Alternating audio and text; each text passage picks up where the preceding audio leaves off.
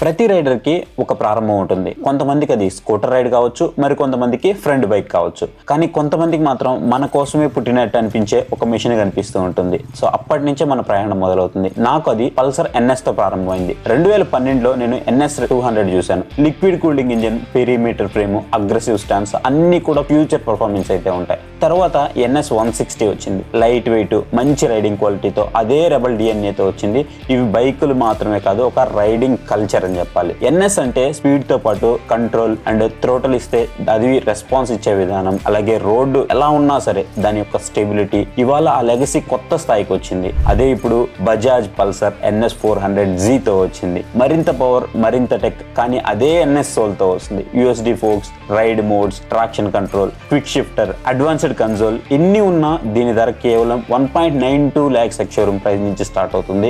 NS 160, NS 200 లేదా 400 ఏది ఎంచుకున్నా సరే అది మీకు ఒక బైక్ మాత్రమే కాదు, అది ఒక లెగసీ. 14 ఏళ్ల తర్వాత కూడా NS ఇచ్చే ఆ స్పార్క్, ఆ ఎనర్జీ ఇప్పటికీ అలాగే ఉంది. ఇంకా పెద్దగా, ఇంకా బలంగా తయారైంది. ఇదే పల్సర్ NS రేంజ్. ఇది థ్రిల్ తో పుట్టిన లెగసీ. ఇది ముందు ముందు మరింత గట్టిగా వినిపించబోతుంది.